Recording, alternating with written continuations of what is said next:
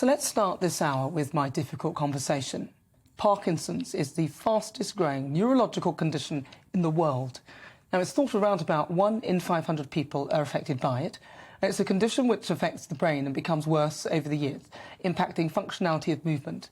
My next guest was diagnosed with Parkinson's at the age of just 39. Now, Charlie Appleyard is a keen sportsperson. He realised the connection between physical exercise and the benefits in slowing down the disease, and he founded Sports Parkinson's and has gone on to support thousands of people through exercise who have the condition. And I'm very delighted to say that Charlie joins me now in the studio. Charlie, thank you so much for joining me. It's really good to see you. So, Charlie, start by telling me about your story. I mean, what happened? I mean, you were only 39. Talk to me about this whole thing. I was only 39, but I probably got it when I was about 36. But right. With most people, you don't realise you have the condition, because I had no idea about Parkinson's at all, really. I'd had 2 sons, both 11-pound babies, big units, and I had a bad back and a bad shoulder. So I thought, just thought it was natural, just tiredness and being a young father and everything, and being injured from having these heavy weights around me all the time. So what were your symptoms then? Well, looking back on it, I'm having a great time here, by the way, but I look quite miserable, and looking sombre and miserable is one of the symptoms. Quietening voice. Walking, limping around. I've got so many people saying, why are you limping around? But I had a bad back. And then I went on a golf tour to Spain and collapsed in the bunker, and I just could hardly move, and came back to the UK, went to the GP. GP said, you're obviously stressed, have some Valium. Great time Valium for 3 weeks, but after that I had to go and see a shoulder doctor in Harley Street, and the shoulder doctor told me I had Parkinson's. Really? He wrote on his notes, and I was like, I saw it on the notes, and I was like, what's all that about? And he said, you've got young onset Parkinson's disease.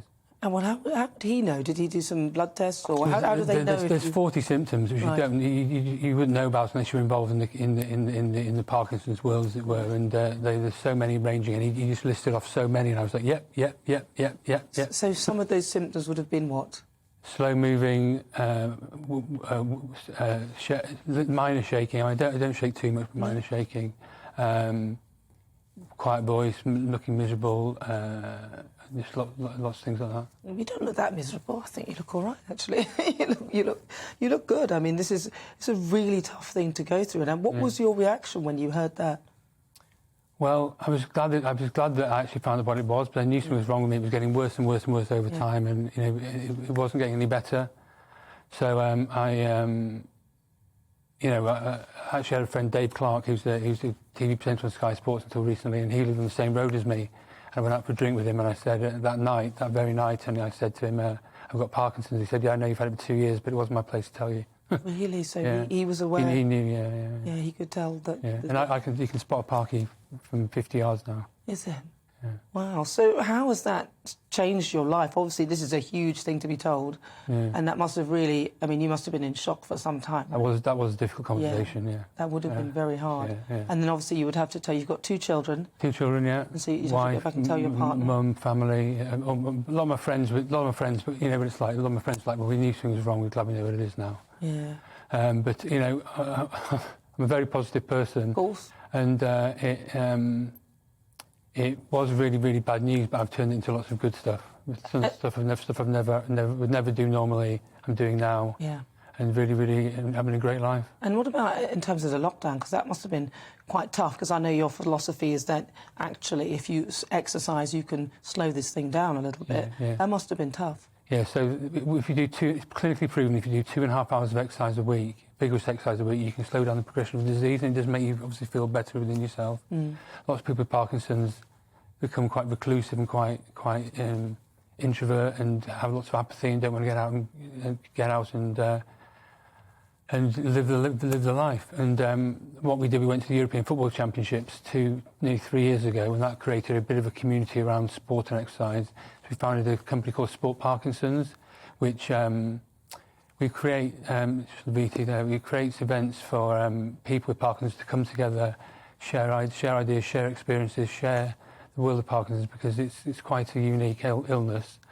And off the back of that, we've raised thousands of pounds for charity. And in the lockdown, we had a stream of everyday online exercise classes for people to go to, and which people have really taken advantage of. Yeah. I mean, again, it's a devastating diagnosis. You are definitely doing everything in your power to slow it down in a sense. And in terms of the drugs and the treatments that they could offer you, how is that going, and what kind of things did they?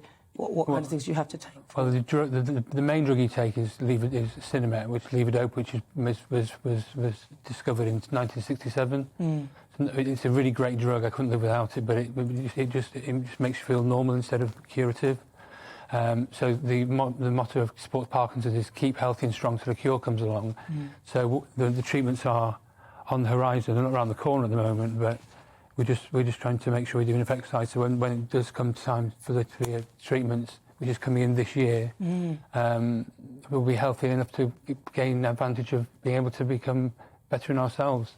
But I'm an ambassador of the Cure Parkinson's, who are linked clinical trials program, which repurposes drugs in the market for the conditions. And there's 2 drugs that have been tested this year, which we're working on. One's called exenatide, which is a diabetes drug, and one's called ambroxol, a trial I'm going on, which is for a cough medicine drug, and they're showing curative properties for Parkinson's. Maybe not cure it completely, because obviously they think there's lots of different strains of Parkinson's, like other illnesses. But the ambroxol trial in particular is for a genetic mutation of the GBA mutation, which I actually have, which is really, really exciting that I might be on a curative trial in the third quarter of this year. That'd be awesome, wouldn't it? And if it amazing, yeah. Because as you said, the drugs that you're using, the main drug hasn't been changed since the 60s, which means that they simply haven't been investing in finding a cure. And we know how good they can be when they put all their money behind it. For example, the vaccine rollout. I mean, finding a vaccine. If they could just throw the money into Parkinson's. At the Cure Parkinson's, we think with £40 million we can cure Parkinson's. That's what we're trying to do with the development board I work on, to try and there's 30 drugs 30 drugs they've identified across the spectrum to find a cure. So you're right, it's not that much, £40 million. And before your diagnosis, what were you doing? I mean, what were you working as, and what kind? And are you still working? Yeah, I'm still working. I own a recruitment agency in the City of London, in Germany and America. Oh wow! Which I run with two co-founders. Which we've got 110 people working for us now. And then I've got I'm a director of Morecambe Football Club, my hometown football club. I'm a director of Sport Parkinson's, football coach, golf, 2 kids. Try to be a good father and parent at the same time. I'm pretty busy. Pretty busy. And you mentioned Sports Parkinson's as well. Tell us a little bit more about that, because I know obviously you're passionate about things like golf, and you know there's an event. We try to make sure everyone can keep healthy and strong till the cure comes along. So whether people are playing sport still to a high level, people who've given up sport and it's taken up sport again. If you look on our website at sportparkinsons.org, you can look at the stories. And then there's lots of people who haven't tried sport before. But we put these events on. So there's the thing on there called a triathlon, where at Worcester Warriors Stadium, where there's 20 different sports and pastimes for people to learn and try and pick up, to try and clock up those hours and miles on the clock with regard to exercise. And your family, how are they coping? Because obviously, when you get a diagnosis like this doesn't just impact you; it's those around you as well. I mean, you've got a wife and kids. That you said. They're doing fantastic. My wife, especially, very, very. You know, she's a rock of the family, and is an amazing lady. All my family and friends, I'm very open about it. Lots of people don't talk about it and don't tell anyone they've got it.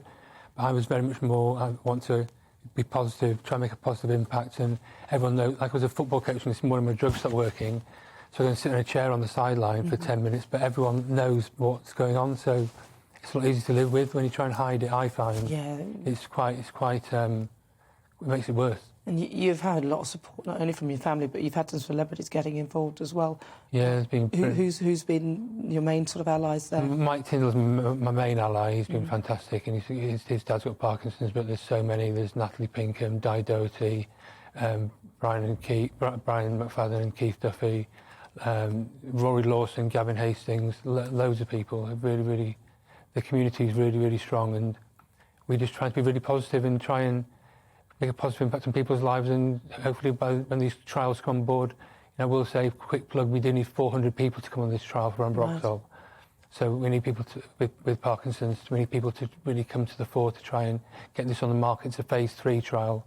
So just the last trial before it goes to market. Wow. And it's really, really hopeful treatment. Well, fingers crossed, because that would be incredible if they actually manage to find something that will stop this thing and at least help and give some respite to those who have it. I mean, I wish you all the best with it.